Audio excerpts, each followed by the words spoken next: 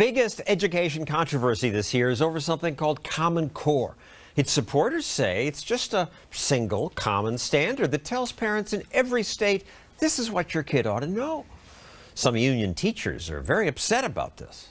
These standards are crippling. They are crippling our students' education and their joy of learning. Because with Common Core standards, they must constantly struggle and struggle to push themselves in levels that are not developmentally appropriate. The kids must push themselves beyond what's appropriate. No, say Common Core supporters, these standards are appropriate and better. And now we'll have a way to measure whether kids learn what they need to learn, when they need to learn it. Life is full of measuring sticks. How smart we are, how fast we are, how well we can, compete.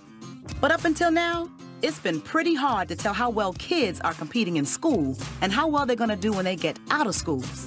That's where the Common Core state standards come in. What does Common Core mean for your kids?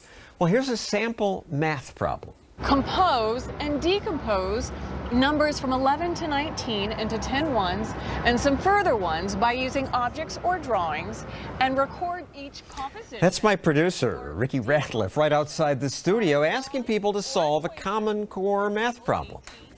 10 plus 8. Understand that these numbers are composed of 10 ones and 1, 2, 3, 4, 5. Seem complex? No kidding.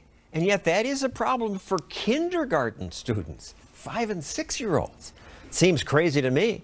And yet Robert Pondicio of the Fordham Institute says Common Core is a good thing. It'll help American kids compete.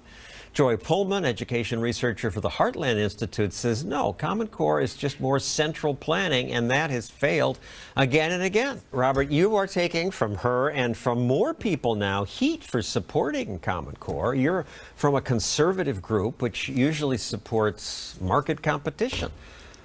Common Core? Why? You have to remember what led us to this point, okay?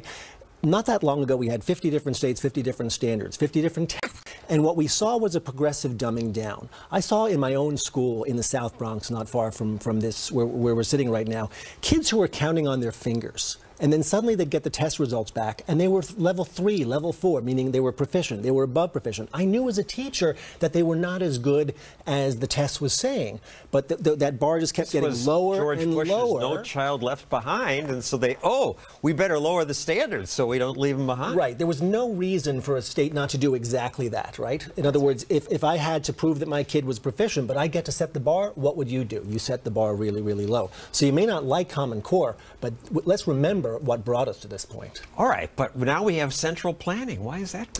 I'm not sure I agree with it as central planning. Look, I'll be completely honest with you. One of the criticisms of Common Core is that you had 41 states, racing to the trough, as it were, to get the federal money. Sure, that's a legitimate criticism. And honestly, I wish it hadn't happened. But you can't unring a bell, It's really John. easy for Robert to go here and sell how great this would have been had it been done in a non-coerced fashion, but it was done in a coerced fashion. And in fact, the folks who wrote Common Core asked the federal government to come in and force all the states to do it. And some states are now saying, oh, we were in, but now we want to be out. In Indiana, Oklahoma, South Carolina, Missouri, Louisiana. Sure. You're losing this war. Well, yes and no. Class is in session. What is 32 minus 12? 20, right? You just subtract. But not under the new Common Core method. Why are they going through this backwards method here? This man who trained in nuclear engineering couldn't understand it. I don't understand. He wasn't alone. This is how you arrive at the answer, my friend. That's insane. That's so many steps. Why does it need to be so complicated? Why are you adding things when you're trying to subtract?